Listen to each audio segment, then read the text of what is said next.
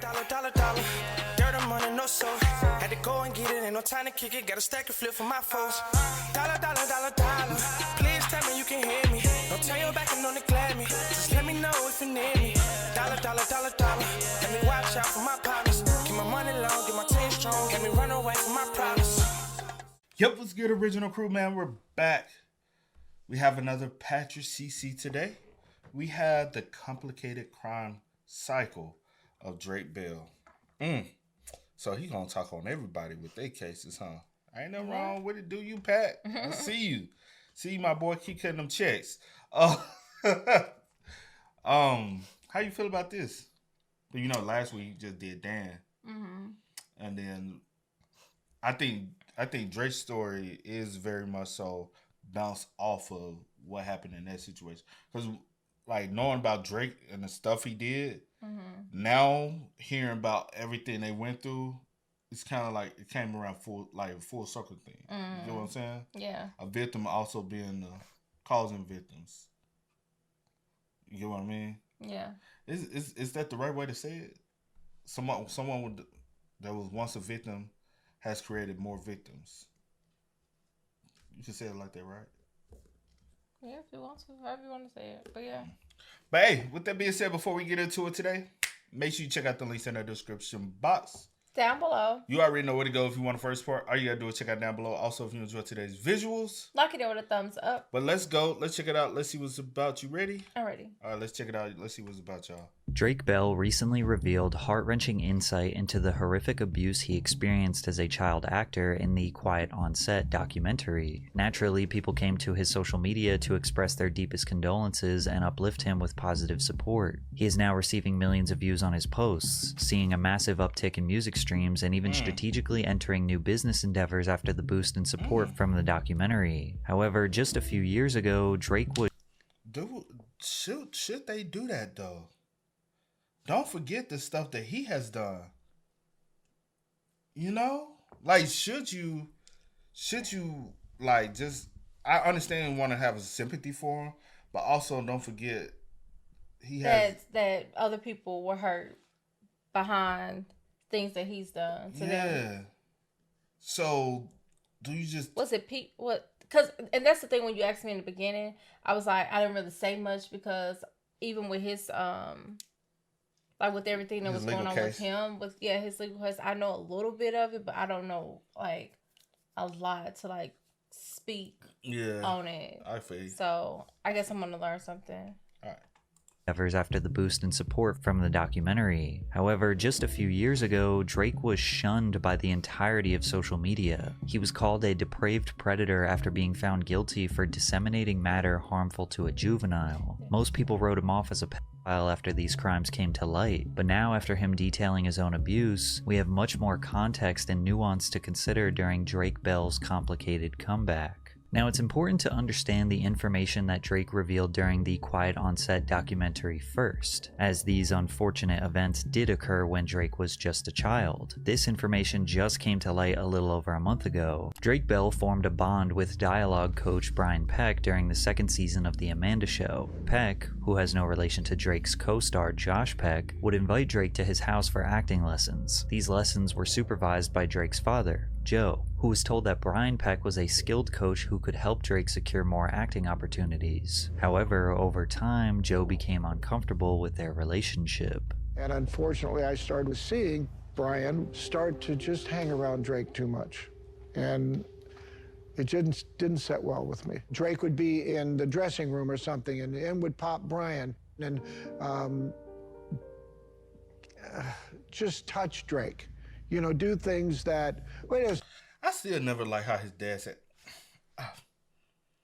As a father, I still don't like how he... Like, address... Like, I know you probably... But it's the way... Maybe I shouldn't speak on it, because I'm not a father to be able to speak. But just as a man and thinking, like, I'm not gonna be... Because I wonder, like, in the moment, did you just brush it off as if it wasn't... that that serious to you. That serious or that deep or whatever the case would be. Like in that moment, I wondered like if his dad, did, or he was like, oh, maybe didn't look at it like that. But now looking back on it, you like, wow, you know what I'm saying? Yeah. I don't know. A second. What are you doing? Drake can put that on himself. And the thing is, this is in front of people. Joe claims that while his son was in the dressing room, Brian would touch Drake in front of others in ways that made him question Brian's intentions. Joe expressed his concerns with the production personnel and said he was uncomfortable with Brian, only to be called homophobic because of Brian's sexual orientation. Therefore, Joe backed off. Once this got back to Brian, he manipulated Drake into severing ties with his father/manager, suggesting that Joe was sabotaging Drake's career. Peck subsequently integrated himself into multiple areas of Bell's life and became a father figure for the young actor. Eventually, Peck convinces Drake's mother to let him stay at his house during auditions. Then when Drake slept on Brian's couch, the sexual assault started. I was sleeping on the couch where I would usually sleep, and I woke up to him. I just opened my eyes, I woke up, and he was sexually assaulting me. Why don't you think of the worst stuff that someone can do to somebody as a sexual assault? And that'll answer your question. Drake wouldn't tell anyone for several months. The abuse persisted until Drake began spending more time at a girlfriend's house. One day, when he was supposed to meet with Brian, Drake said he didn't want to hang out. Brian then started calling his phone nonstop. When Drake failed to answer, Brian obsessively started calling his girlfriend's house, which is when the girlfriend's mother suspected something was wrong and took Drake to her family therapist. He later detailed the abuse to his own mother, who called the police. I had to be excruciatingly detailed about every single thing and time that it had happened with two absolute strangers. The worst part was I had to make a phone call to Brian and get him to admit what he'd done. The police monitored a wired phone call with Brian, who broke into a full-on confession that led to his arrest. The investigation was conducted privately, and Bell remained unidentified to the public for several years due to his age at the time. During Brian Peck's trial, numerous prominent figures in the entertainment industry wrote letters of support vouching for his character. Many of them were people that Drake trusted and respected. Brian Peck was convicted of child molestation in 2004, pleading no contest to a charge of oral copulation with a minor under 16 and a charge of performing a lewd act with a 14 or 15-year-old. He spent only 16 months in prison and was mandated to register as a sex offender, a mere slap on the wrist for such a horrible crime. But Drake remained strong and would go on to star in his own buddy comedy sitcom Drake and Josh, which is what all of us know and love him for today. After the show ended in 2006, Drake Bell seemed to disappear from the spotlight, and that's partially due to the terrible car accident that Drake was in that almost cost him his life. Drake received very consistent work over the years doing voice acting roles in shorts, TV shows, and movies. His most notable role was Peter Parker in Marvel's Ultimate Spider-Man animated series. When he wasn't doing voiceovers, he was writing and releasing his own music. Interestingly enough, his records weren't very popular in the United States, but were huge in various Spanish-speaking countries. The Drake and Josh Nickelodeon show was extremely popular in Latin countries, likely due to the excellent job the production team did with dubbing the actors' voices. Drake always wanted to be a rock star, ever since his earliest days on The Amanda Show in 2001. He released music consistently for 17 years, but received no gold or platinum records in America. However, in Mexico and other various Spanish-speaking countries, Drake Bell, aka Drake Campana, had multiple high-charting Billboard singles and albums. In some of these countries, he performed shows for thousands of people. He learned to speak Spanish. He has written and released a ton of music in Spanish. He even provides Spanish subtitles with every podcast or social media post he makes. People have joked on social media that he ran away to Mexico to avoid charges of his 2020 crimes, when in reality he was more successful there for over a decade and probably made most of his income in Latin-speaking countries. But over the years, we slowly saw Drake's life unravel a bit. In 2010, Drake was charged with driving under the influence. He was subsequently released on a $20,000 bond and pleaded not guilty. In 2014, he filed for bankruptcy after owing the IRS over $500,000 in taxes. The next year, police officers in Glendale, Los Angeles noticed Drake's car drifting lanes at an unsafe speed. The officers pulled Bell over and reported him smelling of alcohol before conducting a field sobriety test, which he failed. They promptly arrested him under suspicion of driving under the influence. Bell decided to plead guilty and was sentenced to 4 days in jail and 4 years probation, and he would be required to attend an alcohol education program. He only served 1 day in jail for good behavior.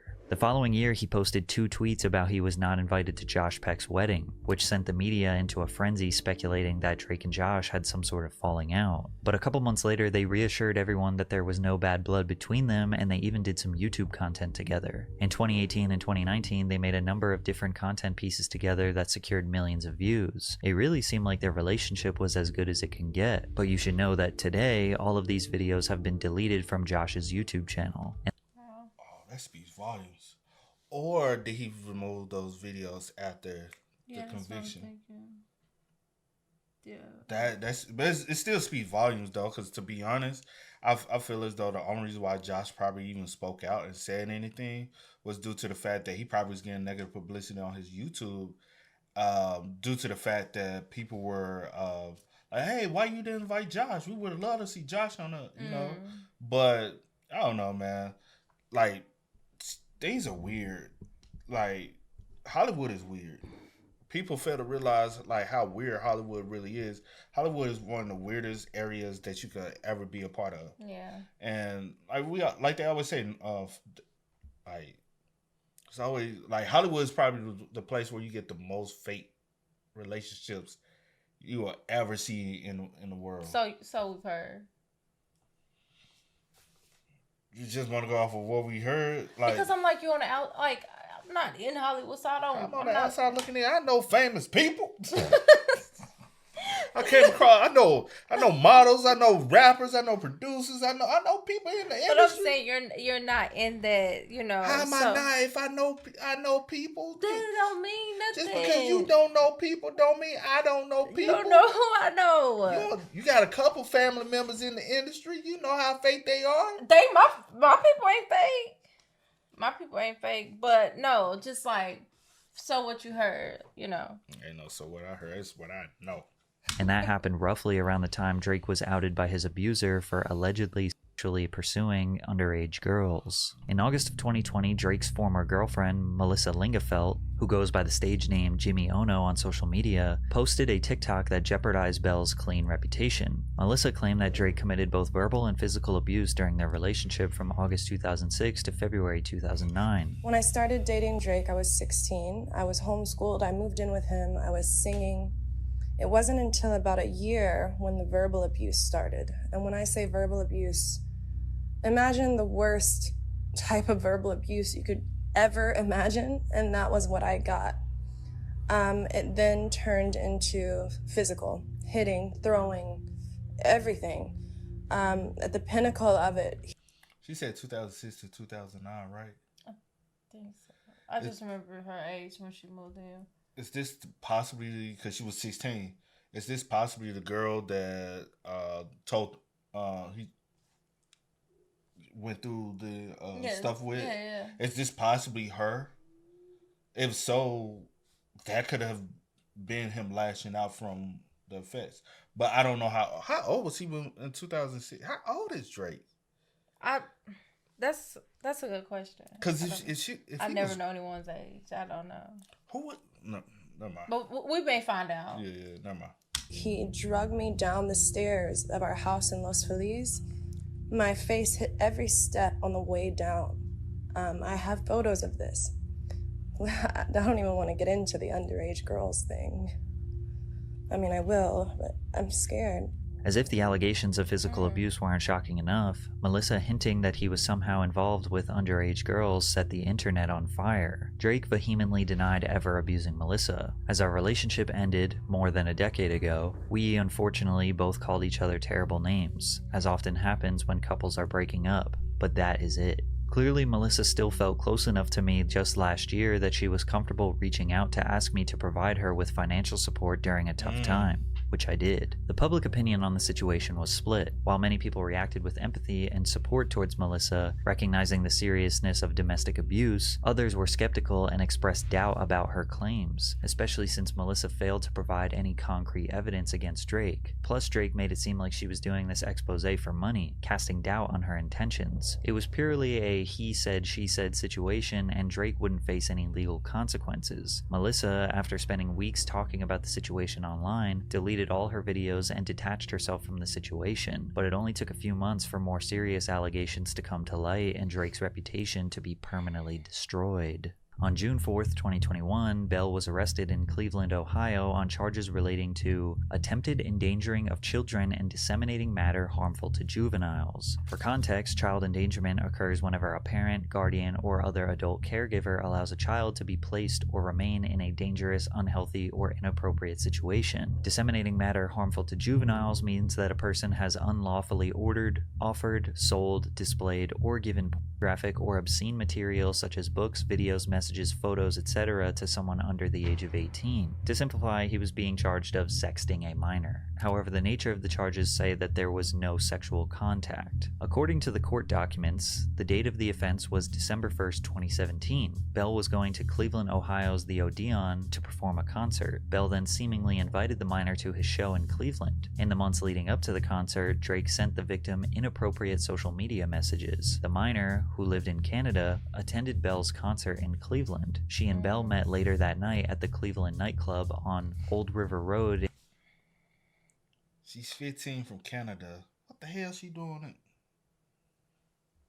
In the city's East Bank of the Flats district. In October 2018, 10 months after the incident, the 15-year-old victim filed a report with her local police department in Canada regarding what had happened that night. This is all the information that was revealed in the case. So naturally, people... You want to speak on it?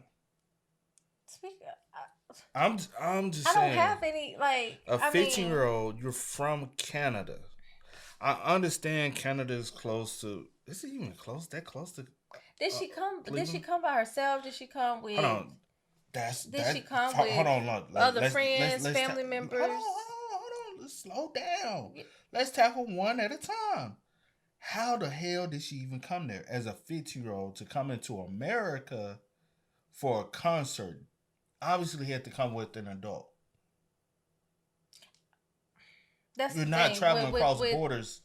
I highly doubt you're traveling across borders underage is 15 into the United States. 2, because you would have had to stay over the night, right? So where your parents think you were? Were you supposed to be with another friend?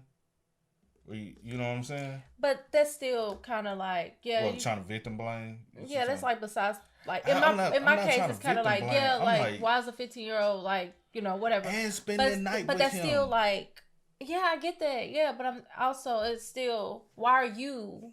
Yeah, hold on. As a grown man, texting I said, a 15-year-old. I said let's start at point A first and then move it away. Because my thing is, a lot of cases like this, not only a situation like this with Drake has to be held accountable, we got to start holding these parents accountable as well. Yeah, I agree. And that's the only reason why I'm like, let's start at point A and then work our way up. I ain't trying to shush you or nothing. I'm just like, let's tackle one at a time. No, I agree, but without information of knowing all of that, I can't speak on it. I don't know who she was with. I don't know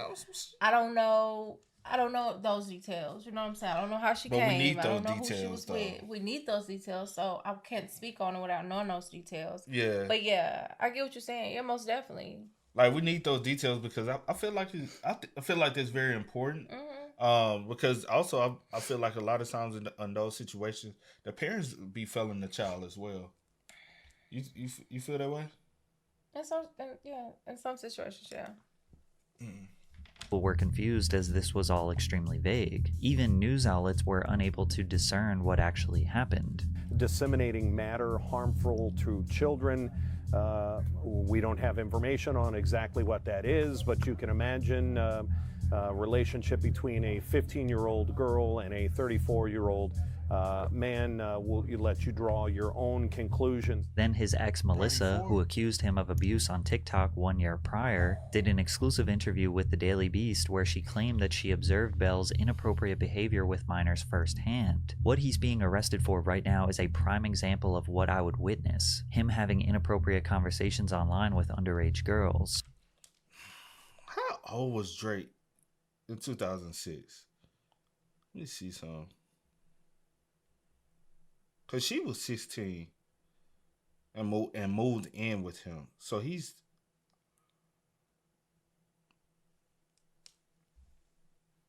So he's 37 now. He's born in 1986. So in 2006, he would have been 19, 20, depending on what month. He was born in 1986. 1986. So he just automatically 2006. And he was June. So in June of 2006, he would have turned 20.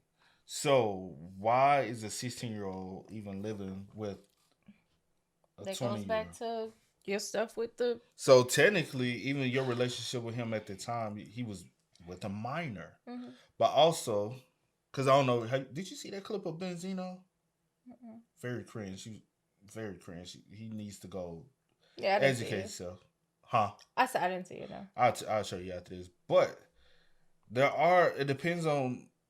I understand it depends on where you live and where you stay at. The state and all of that, yeah. Because different states have different age requirements and what they consider as legal and not legal. Yeah. The youngest, I think, in certain the youngest, not necessarily state, but I think it's 15. They consider you as a consensual adult. Mm-hmm. The average, where most places, is 18. Mm-hmm. In most places. That's how I view it. If you're 18, yeah, you're an adult. 15, you still have a childlike mindset. Even 18, you still have a childlike mindset. But I guess you can really consider somebody being an adult at 18 because you can join the military at 18. Mm-hmm. So I guess that's the reason why you can consider them. But I'm not considering a 15-year-old as a consensual adult. Yeah. Not even a 16-year-old. Yeah. You were 16 at one point.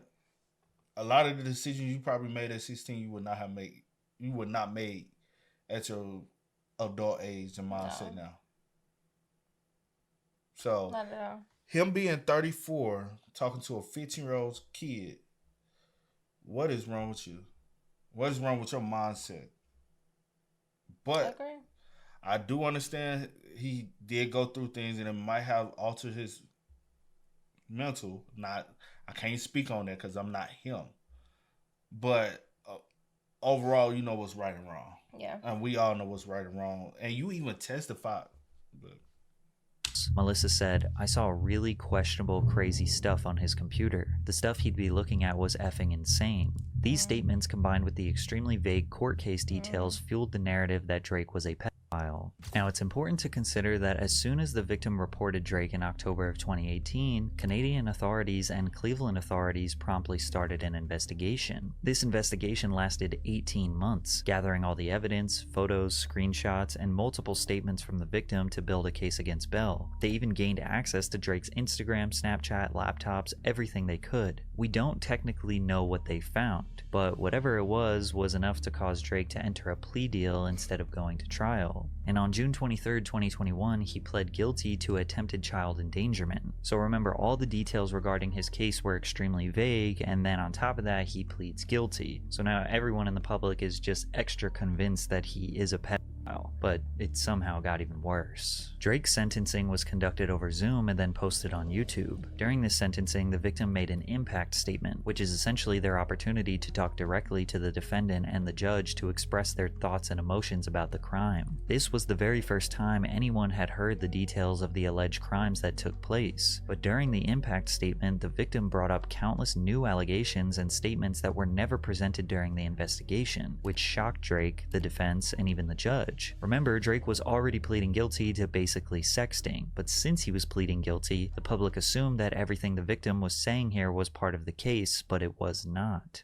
I started off as a fan of him. Everyone who knew me as a child knew that he was a hero to me. I would have done anything for him. When I was 11, I learned that my aunt had a mutual friend who knew the defendant. That led to my aunt taking me to meet him for the first time in 2014 when I was 12. From the time I was 12 to 15, my aunt took me to meet him and spend time with him many times. After I met him for the first time, he started speaking to me more frequently online. When I was 13, I went to him for boy advice. He told me that I was beautiful and that boys were stupid. He then sent me a photo of myself that he had screen capped from my Instagram, telling me that I was, quote, such a cutie. He saved that photo of me onto his phone. Another instance of creepy behavior happened when I was spending time with him at the age of 14. He told me that he couldn't believe how much I'd grown since he last saw me. He said that I wasn't little anymore and I was, quote, a woman now. But at 15, he started sending me messages about how, quote, hot I was. In the summer of 2017, I messaged him, telling him that I was going to see him in concert in the following months. He replied by telling me that he couldn't wait to see me. He also asked me, quote,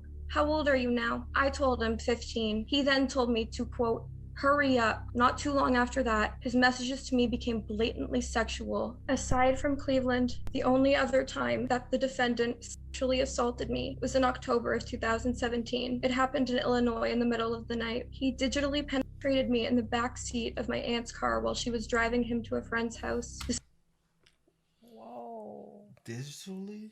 What's that? You said what? She said digitally. What, about hand or something? Go back. She said digitally penetrate. Oh. But I'm saying like. But yeah. But. Wow. So he was in the back seat. You was in the back seat. Your aunt driving. Mm-hmm. Why did your aunt?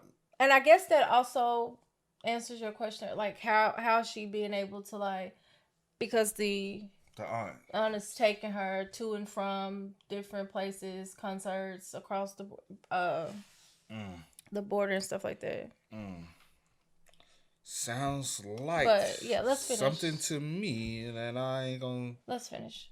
This eventually led to many months of inappropriate messages and photos being exchanged over Instagram and Snapchat. The photos exchanged included photos of my body and photos of his body and his genitals. He would tell me how badly he wanted to penetrate me vaginally. On December 1st, 2017, my aunt took me to the Odeon Concert Club to watch him perform. That night, the defendant took me backstage to be alone with him. He started kissing me, and the night ended in him having me perform oral sex on him twice. The next incident happened on December 2nd, 2017. While I was alone with him in his hotel room, he had talked to me about seeing me one last time before we all left Cleveland and went home. So we went to his hotel to say goodbye. In his hotel room, he started kissing me and had me perform oral sex on him again. Why your aunt keep leaving you alone with this man? In my head, I'm like, I don't care who you are, how like famous you are, what connections I got. I don't care what it is. I'm not leaving my child, my niece, my cousin, does that not my sound little. Like human I don't know the true def. Like, I mean, I know the definition. You going from state to state, right? She's went to Illinois and Cleveland. She's going multiple times. You've been left alone with this man in hotel rooms. She's putting. I get what you're saying. I get what you're saying. Not human. I get what you're saying, but just nowhere in my right mind that I am going to leave my underage, of age. I don't care who it is. Mm-hmm. You know what I'm saying? Mm-hmm. With someone that they don't know them like that. You know what I'm saying? Like, they were a fan of them at one point. They know them through whatever. But we don't know the relationship between the aunt and Drake. If this, because Patrick did say in the beginning that not everything she said was true. Yeah. I I'm trying to get. I do want to get to the part where what's true and what's not true. Okay. No. But I was just about to say I understand that, but especially a girl. With a grown man, I'm not leaving them alone. I agree. Period. I don't care what relationship we have with each other, and I don't care what's like exactly. I'm hitting at something without blatantly saying. No. I get what you're saying. Like, I know you said some. He said that some things may be true, some may not. But I'm just saying. No. That's not what I'm saying. Oh, go ahead. I said I'm hitting at certain things without blatantly saying certain things. Reason why I said what type of relationship did the aunt and Drake actually have? I get, yeah. Was she scouting for him? I don't know, because this sounds like some scouting type. Because you introduce at 12, you introduce, you get what I'm saying, and you keep bringing her as she gets older, bring her around more and more and more, grooming. Yeah, she shouldn't be left alone like that, because now we're taking here listening to it. It's very odd, very disturbing. I'm like, what? Yeah. But my aunt was right outside the room waiting in the hallway while this was happening. She trusted him and never thought that he would ever do anything to hurt me. The sexual messages continue. Your aunt don't leave you in the hotel. But you told me, Patrick said some things were. But why would the aunt just leave you alone with a grown adult in a closed room behind a closed door, and she just waiting in the hallway? It sounds like if any of this is true, it sounds like a setup from the jump. I would never. Let's be real. Like, what are we that's doing? what it sounds What's happening? like. What's happening? Cause what? Some just ain't sounding too right for me. No. I trusted him and never thought that he would ever do anything to hurt me. The sexual messages continued for a while after that, until I eventually put a stop to them. He ignored me for many days at first. Eventually, he tried apologizing to me for, quote, breaking my heart, but deleted those messages quickly afterward. He preyed on me and sexually abused me. He is a monster and a danger to children. Jared Drake Bell is a pedophile, and that is his legacy. People picked apart Drake's body language and pointed out that he was laughing, smirking, and shocked. But nobody mentioned that a lot of what the victim was saying here were new allegations that nobody in the court ever heard before. Specifically, the allegations that he forced the girl to give him oral and the allegation that he sent nude photos. The defense and the court both confirmed with evidence that no such sexual advances were made. Otherwise, the charges would have been more severe. He did not plead to sexual misconduct or engaging in sexual relations. He pled to attempted endangering children and disseminating matter harmful to juveniles. These are serious allegations, but they do not involve sexual relations. This is what Drake's defense admits to. So the acceptance of the responsibility, Your Honor, is for chats that occurred between he and the victim. The subject matter of those chats were discussion because they had known each other for years, and there were claims that became sexual in nature. When asked, however, at what point, or at your age, excuse me, at that point he said, can you hurry up? Which shows a complete intent not to engage with a minor. So, however, those chats, harmful as they were, clearly harmed this person at that time. They were sexual in nature. Those were, yes. Thank you. They certainly, however, Your Honor, did not mimic any of the factual scenarios that the victim has brought up here today. And again, I have to emphasize the fact that once the age was known, that terminated at that point, saying hurry up with the age. But I will say this, at the start, he may not have known. He did learn of the age at a later time, Your Honor, and that is why he's accepting the plea. Basically, Drake admits to conversing with a minor for years, even though he says he didn't know her age. Those conversations eventually turned sexual. Then when he asked for her age, she told him 15 and he said hurry up, then stopped all communication. When Drake stopped conversing... Because they'll be able to fact check all this, right? With the communication. Yeah, with all the evidence that they gather with. And low key, you can be able to check people's message history. Yeah, with I guess if it was just, I don't know if they were texting, but I know Snapchat and IG, you can get that stuff like that. They got that information. Yeah, all that, even though Snapchat, you think your stuff come and go. When they in legal, they can. But no, with your text messages, they can subpoena like whatever carrier you have, and it go through the proper channels. They can pull all your text. That's what I'm saying. There's stuff that they can get when you like text up legally. Like you can get that. You can get that type of stuff. If a lot of that stuff was factual, because it also does seem like the judge and all the other lawyers, this is their first time hearing this information. Mm-hmm. So this shouldn't be the first. If a lot of that stuff did happen, it should have already been brought up. We already getting them a conviction anyway. We already doing an investigation on them. We need all the information. Don't just wait to the day of. Also, a big thing I would want to know, was there a civil suit afterwards? Because then it will help me break down a lot of other things. Because some people will kind of want to put out a statement like, and then how old was she at this time too when she did this statement? Because obviously she's not 15 anymore. She's... Yeah.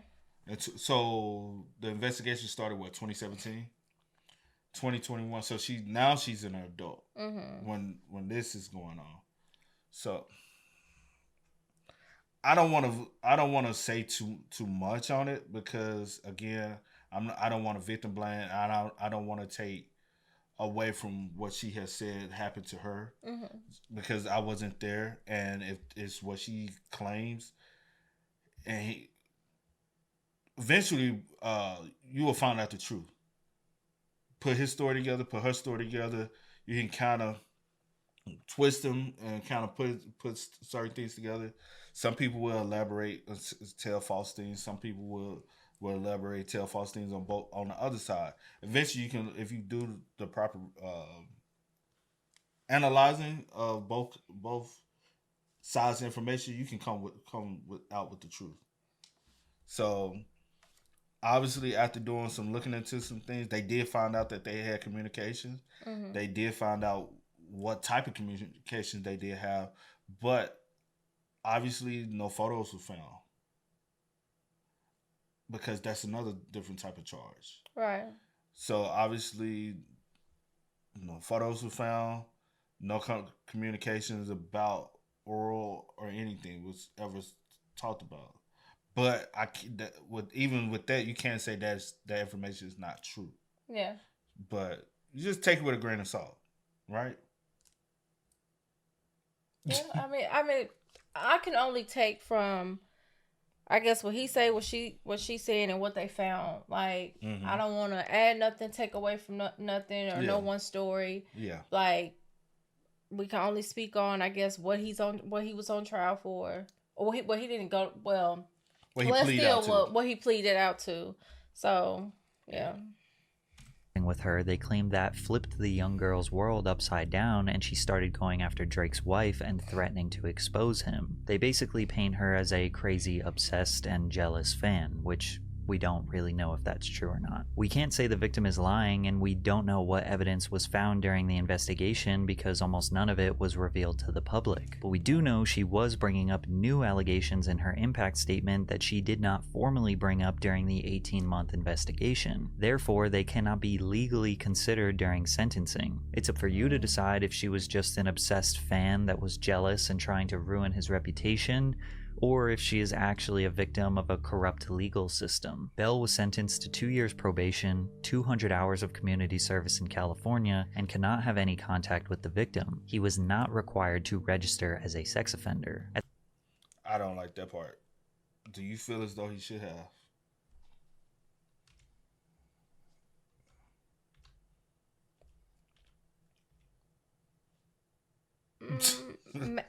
I'm going to say... Yeah, I would say yeah. I just say yeah because it's still of a minor.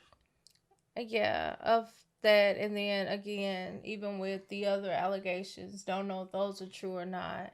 So, but you talking about? Well, I take out the victim statement. I'm not talking about that. I'm talking about with the other girl and. No, I'm saying take out all the the allegations. I'm saying just off the conviction. Okay. What the other girl said, he's not being held accountable for.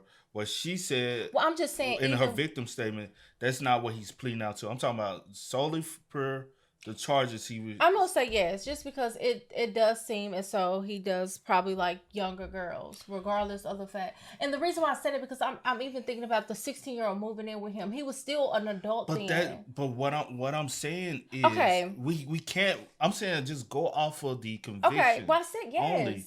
But no, you're also being swayed by the other stuff though. And I'm saying take that out the equation. I only go off the conviction of basically sexting a minor.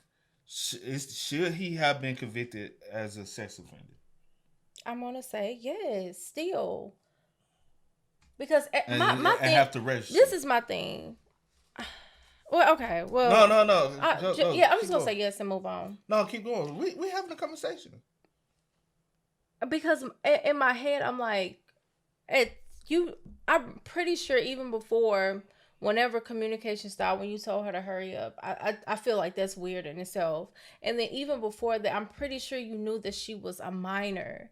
Like you probably didn't know her exact age, but I'm pretty sure you knew that she wasn't 18 or whatever the case may be. You knew she was a minor even when you was like texting all the other stuff before you asked her how old she was. Like, so do you feel like they took leniency even with him just charging him with that? Because a lot of times it's about what. Well, I guess they charged him based off of the amount or the evidence that they found. Not necessarily they charge. Or the evidence. Shout out to I'm gonna just say this. Shout out to his lawyer. Money talks. Yeah. So with that, honestly, the reason why I say yes, he should have, because he still pled out to a sexual offense of a minor. Yeah. So even you plead, I'm not going off of. You don't have to bring it up. We're not gonna go off of the past I'm not addressing it towards you. I'm addressing whatever. it to them. But I'm not taking into consideration of his ex-girlfriend, which I still find that weird. I'm not taking it into accountability of what she said at her victim. Yeah, I'm just saying what he was convicted for, 2 years probation, 2 years, even probation to me is some BS. Mm-hmm. I think he should have did, if you're going to get him minimum charge, 2 years in prison. Mm-hmm. He should have did some prison time. Also feel like he should have had to register as an offender. Yeah. Point blank period is still a crime on a minor. Just to answer your question, yes, I do feel like he should have been registered as a sex offender, because if it was anyone else in any other situation, yes, they would. I said just say offender for YouTube purposes. Okay, you can press play. No, I'm just saying. You can press play.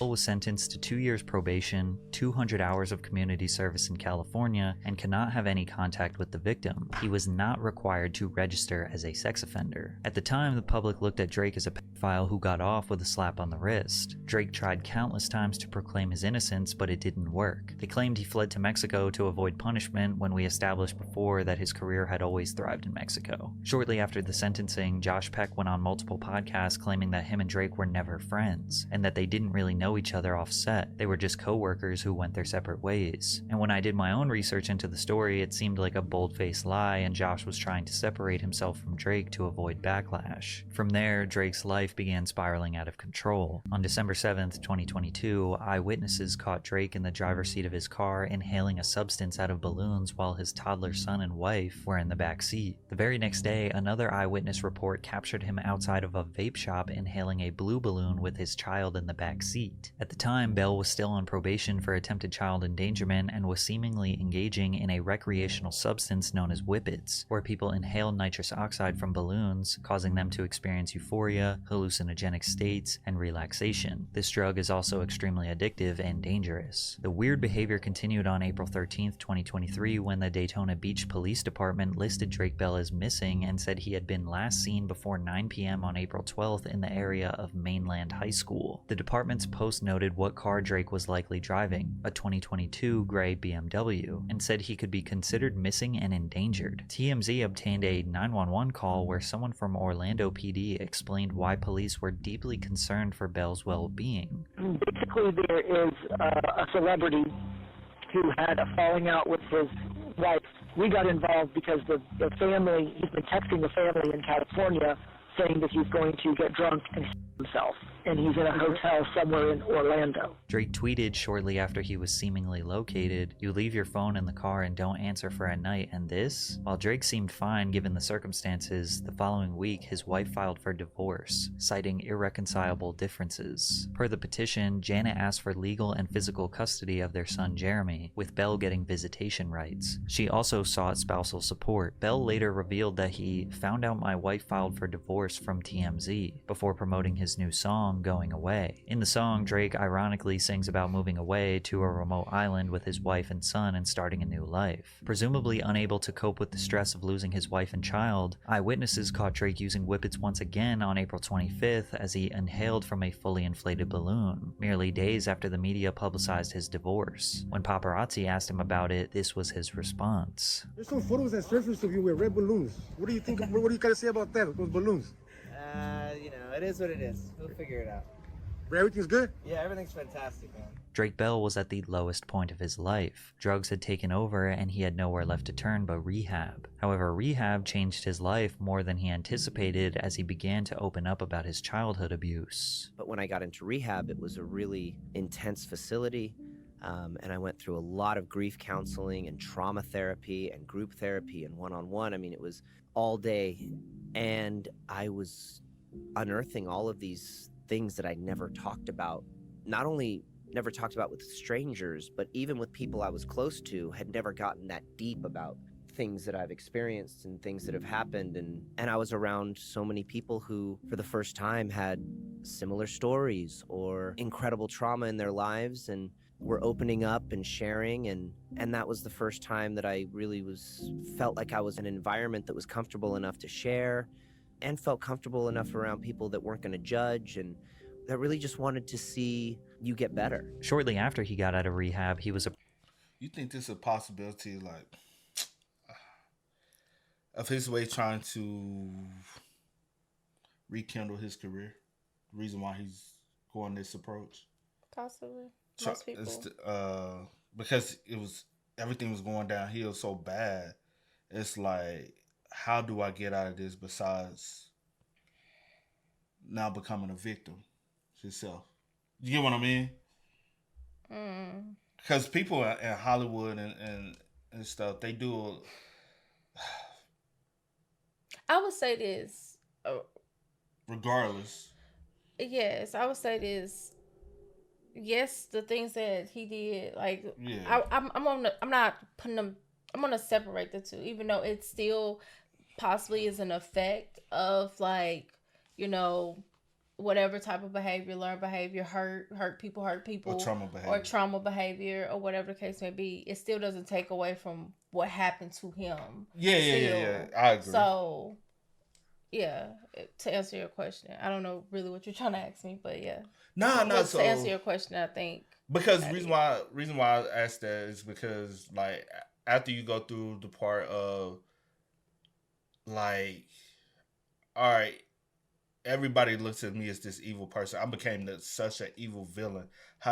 But prior to this, it seemed as though everybody loved me. I was this superstar, child star. Mm-hmm. I was on Amanda's show, had my own show. I remember him even being featured on Zoe 101 as being it's Drake Bell. Yeah. And it's like, all right, I'm skyrocketing. I do remember nobody's taking his music career really that serious, but obviously he's being loved somewhere. But now everything has went from here to, and I'm at the bottom. Mm-hmm. Now everywhere I go, it's just everything negative. How do you spin that back to getting some type of positive recognition unless you become a victim? Mm. And that's what I mean. Like, this could be. I know it sounds bad, but it does happen. But it can be a PR play. PR people in Hollywood and in all the entertainment industry will say, hey, after you went to therapy, you was able to, now let's tell the world so they can get back on your side, and just so you can get those endorsements and stuff. Now I don't like put it past them. Yeah, we see and hear about things all the time, so anything is a possibility as to, you know, what's being said, how people moving, being strategic with things. So possibly, I don't know. With that, I don't know, but still, you know what I'm saying? Yeah. But yeah. Approached again by the producers of the Quiet on Set documentary, and he decided to share his story with the world. After hearing about Drake's abuse, the public did a 180 shift on him. His comment sections went from calling him a pedophile to sharing love, condolences, and positivity. People all of a sudden were empathetic. Some even used his past as an excuse for him allegedly engaging in inappropriate behavior with minors. They said things like Bell was a part of the cycle of abuse. And you said what? I said I would never like excuse things, because I mean, I agree. Not everyone. Some people, a lot of people go through hurt. You know what I'm saying? Mm-hmm. Like, I've went through hurt. I'm not going to inflict hurt on someone else because of something that I went through. Yes. You know what I'm saying? So I'm definitely not going to excuse any behavior that you do, because especially when you know firsthand how it made you feel, what you went through, I wouldn't dare do that to someone else. But that's what I was trying to reiterate. Prior. I know what you were trying to I know. I just wanted you to ask me directly, but I don't want to assume what you're trying to say. Yeah. But yeah.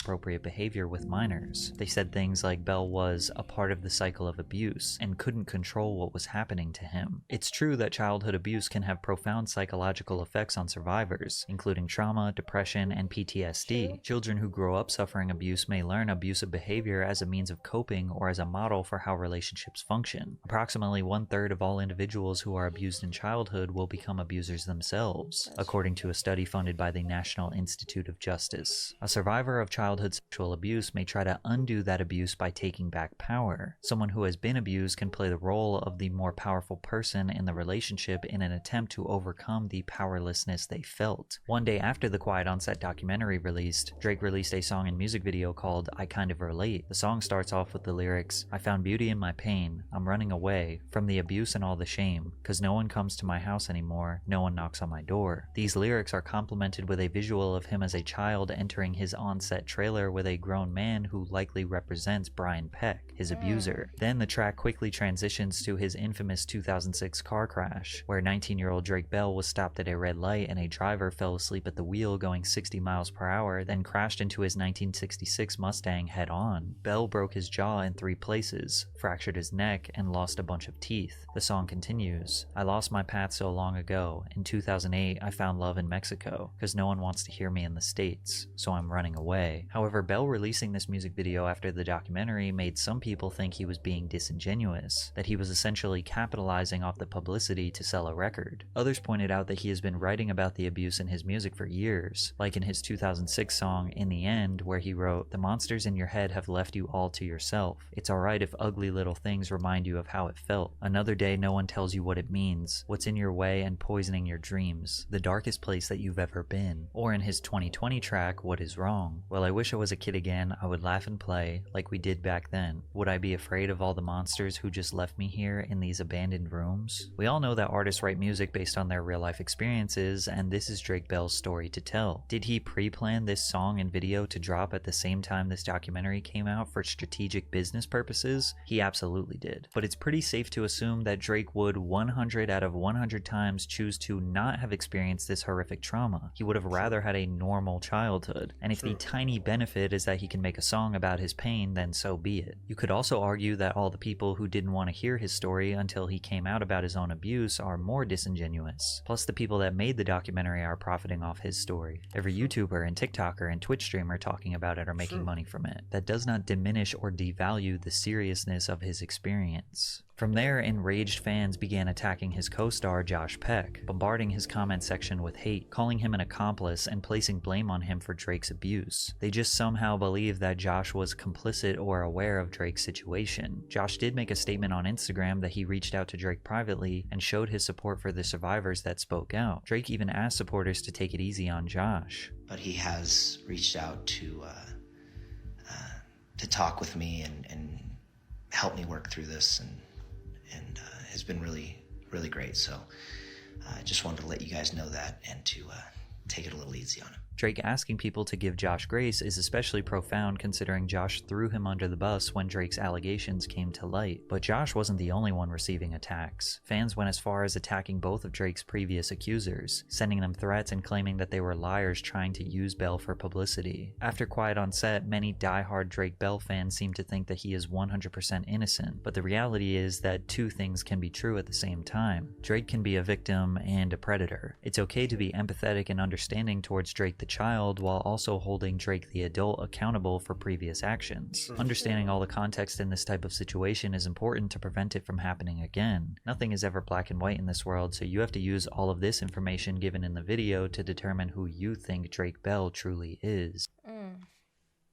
Say it, Pat. Say it, Pat. Say it, Pat. Ain't this right? Shout out to Patrick for another great vid, man. But no, that's definitely true. Yeah. At the end of the day, man, hearts goes out to all the victims. No matter what side, you know. Yeah. Because at the end of the day, one thing for sure, there were victims. There was plethora of victims. And we can't justify someone being a victim for them to be the predator. There's no reason why there should be any justification behind it. You get what I'm saying? You can't be like, oh, no wonder why. You know what I'm saying? Yeah. No wonder why he abused people. Was always because he was getting abused himself. It's not like, it's kind of giving him a leeway of saying, okay, wasn't nothing wrong with what he did. He did what he thought was of norm. You get what I mean? Yeah, no, I get exactly what you mean. And it's just not normal. It's not right. Yeah. True. It's just not right. Yeah. Facts. Like, as a child, yeah, he was a victim to an adult, and then he got older, and I sympathize with that. Like, I do, but I'm never going to excuse or make excuses for any behavior that you did as an adult. Yes. Just not. I can't sit here and do that. Because you know, but I do sympathize with what you went through as a child. Yeah. But as a grown man, you know, as right an from adult, wrong. you know right from wrong, and I would never sit and make excuses for that. But you know, because he knew what he went through. He knew what I went through was wrong, but you also do it to someone else, so you know what's right from wrong. So I think we said enough, man. We'd like to just hear what y'all got to say about it, man. Y'all let us know y'all thoughts and opinions about it for us in the comment section down below. I think we said enough, right? Yeah. But as always, man, y'all know how it go. I do go by the name DJ New Kid and Sis. We are. We are. Ain't no time to kick it. Got a stack of flip for my folks. Dollar. Please tell me you can hear me. Don't turn your back and don't neglect me. Just let me know if you need me. Dollar. Let me watch out for my partners. Keep my money long, get my team strong. Let me run away from my pride.